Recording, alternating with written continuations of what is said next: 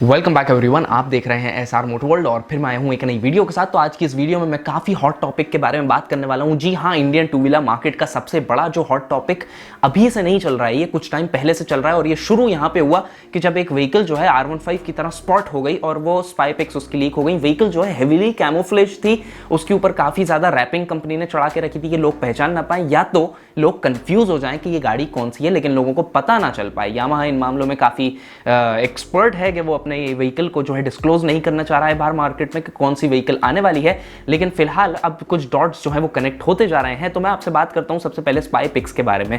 Spy pics आप देखेंगे तो सबसे पहला जो लोगों के दिमाग में कंफ्यूजन जाएगा वो जाएगा यामाहा R15 V4 वर्जन 4 के ऊपर। दूसरी चीज ये कि स्पाई पिक्स में आप पीछे की रेयर प्रोफाइल देखिए तो R15 V3 से ही सिमिलर आपको रेयर प्रोफाइल देखने को मिलती है। स्विंग आर्म उसमें क्लियरली दिख नहीं पा रहा है कि वो एल्यूमिनियम स्विंग आर्म है या बॉक्स स्विंग आर्म है। टायर्स जो है वो R15 जैसे ही देखने को मिल जाते हैं। साइड प्रोफाइल से चलें तो डिजाइन थोड़ा सा अपडेटेड दिखता है। कट्स एंड क्रीसेस जो है वो अपडेट कर दिए हैं कंपनी ने। दूसरी चीज ये कि सबसे जो मेजर चेंज हुआ है वो है फ्रंट प्रोफाइल पे। जो स्पाई पिक्स दिखा रही हैं वो फ्रंट प्रोफाइल में R7 का इंस्पायर्ड डिजाइन देखने को मिल रहा है, जिसमें सेंटर फिटेड एलईडी हेडलैम्प देखने को मिल जाता है। प्रोजेक्टर हेडलैम्प, वो जो भी हेडलैम्प है वो उसमें सेंटर फिटेड देखने को मिलता है, जो कि अभी आने वाली नई मोटरसाइकिल में यामाहा ने दिया है, जो कि है यामाहा की तरफ से आने वाली R7। उसमें जो है यामाहा ये डिज़ाइन दे चुका है और इसी से इंस्पायर्ड डिज़ाइन इस मोटरसाइकिल में हमें थोड़ा बहुत देखने को मिल रहा है और इसी के रिजेंबलेंस में देखने को मिल रहा है। अगली चीज़ ये कि इस जो मोटरसाइकिल में आपको चीज़ दिख रही है वो ये कि इसमें जो सस्पेंशंस हैं वो front suspension upside down suspensions हैं। अगर कंपनी को upside down suspensions Indian market में देने ही नहीं है, या फिर R15 के इंडोनेशियन मॉडल में जो है अपसाइड डाउन सस्पेंशन आते हैं लेकिन इंडियन में नहीं आते, तो कंपनी इंडियन रोड्स पे उन सस्पेंशंस को लेके क्यों टेस्टिंग कर रही है?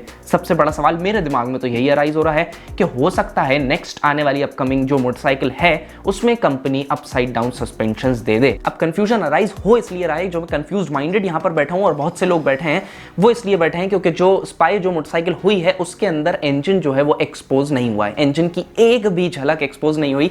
तो जब इंजन नहीं दिख पा रहा तो वो डिजाइन देखकर हम क्या करें? डिजाइन तो जो है वो R7 इंस्पायर्ड डिजाइन है। LED tail light, LED headlight देखने को मिल जाती है। डिजाइन जो है वो अच्छा खासा चेंज हुआ है।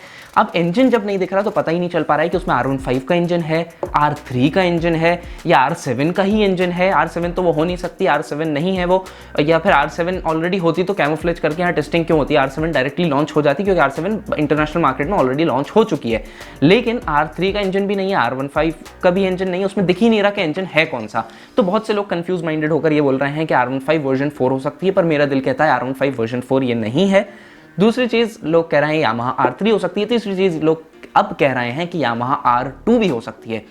अब जी हाँ, आपके थोड़े से होश उड़ गए होंगे या आप सोच रहे होंगे कि अब ये कौन सी नई बला आ गई, R15 के बाद कंपनी R2 लॉन्च करने वाली है।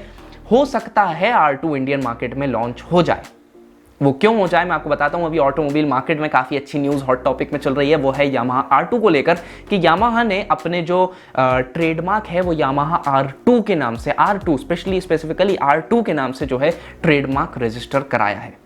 अब आप ये सोच रहे होंगे ट्रेडमार्क रजिस्टर करा दिया मतलब आने वाली है व्हीकल। अब इसी जगह पर मेरे दिमाग के थोड़े बहुत डॉट्स जो है वो कनेक्ट हो रहे हैं। वो इससे कि पहले जो स्पाई पिक्स हुई उस पे लोग कंफ्यूज थे कि वो R3 है या R15 है। देखिए R15 वर्जन 4 इतनी जल्दी नहीं आ सकता, मुझे एक्सपेक्टेशन नहीं है यामाहा से। यामाहा थोड़ा सा लेट लाता है, जो भी ये कॉस्मेटिक चेंजेस होते हैं वो थोड़ा सा लेट होते हैं। ऑलरेडी ये जो R15 V3 का इंजन था ये कंपनी ने नया डिजाइन करा था, तो इतनी जल्दी यामाहा वाले इंजन जो है नया नहीं देते हैं। तो R15 V3 को तो हमने रख दिया अलग, R15 V4 को रख दिया अलग, वो पॉसिबिलिटी होगी थोड़ी सी कम।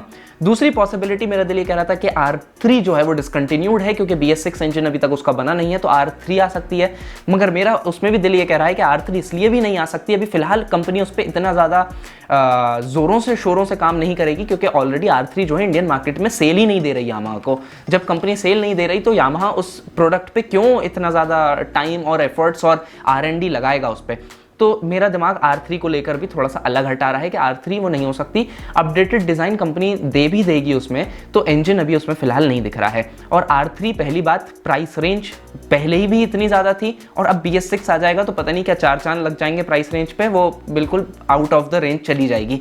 तो 300 सीसी सेगमेंट में R3 मुझे नहीं लग रहा था कि मुश्किल है। अब मैं कंफ्यूज था R3 और R15 V4 में, लेकिन अब यहाँ पर एक ट्रेडमार्क और कंपनी ने लॉन्च कर दिया, वो है R2 का। अब यहाँ पे प्रॉब्लम यह है कि R2 का जो कंपनी ने ट्रेडमार्क रजिस्टर कराया वो R2 के नाम से कराया है। अब यहाँ पे प्रॉब्लम ये अराइज हो रही है, कंफ्यूजन ये अराइज हो रहा है कि जो पहले वाली मोटरसाइकिल्स थी जैसे कि R1, उनके प्रीफिक्स में कंपनी जो है YZF लगाती है, YZF R1, YZF R6, YZF R3, YZF R15। लेकिन ऐसा पहले हो चुका है कि जब R15 और R3 आने वाली थी तो कंपनी ने उसके प्रीफिक्स में YZF नहीं लगाया था। अब इंडियंस खुश तो हो रहे होंगे कि R2 200cc में भी यामाहा उतरने वाला है, लेकिन मैं आपको एक बात बता दूं कि ये जो ट्रेडमार्क रजिस्टर हुआ है ये इंडिया में नहीं हुआ, ये ऑस्ट्रेलिया में हुआ है। सबसे पहली चीज ये।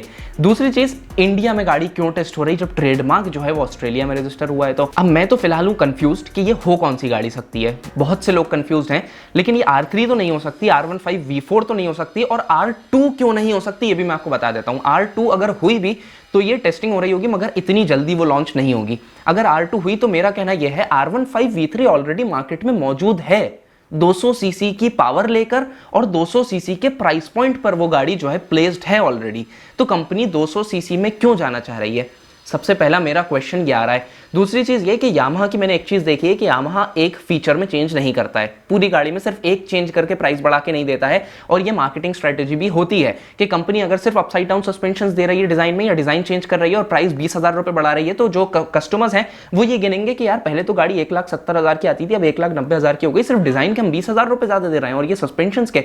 तो यामाहा ऐसा नहीं करता है। जब BS6 व्हीकल आई थी तो यामाहा ने कुछ छोटे मोटे, भले ही छोटे मोटे फीचर्स ऐड करे, मगर ऐड करे थे व्हीकल में, कलर स्कीम्स चेंज करी थी, जिससे लोगों का जो माइंडसेट है वो थोड़ा सा चेंज हो जाए प्राइस को लेकर। लोग प्राइस और डिजाइन के मामले में व्हीकल को जो है वर्थ ना उसकी कैलकुलेट करें। तो मेरा कहना यह है R15 ऑलरेडी प्लेस्ड है 150 सीसी सेगमेंट पे। या तो ये पॉसिबिलिटी हो सकती है कि R15 V3 को कंपनी डिसकंटिन्यू ही कर दे और 200 सीसी R2 ले आए, लेकिन ऐसी पॉसिबिलिटी बहुत मुश्किल है होना, क्योंकि R15 V3 जो है वो ऑलरेडी माइलेज बहुत अच्छा देती है, बहुत एफिशिएंट चलती है, फ्यूल एफिशिएंट है, अच्छी है और सेल्स बहुत जबरदस्त देती है इंडिया में, खास करके यामाहा को। तो ऐसी गाड़ी जो सेल्स दे रही है उसको कंपनी डिसकंटिन्यू करने का सोच भी नहीं सकती।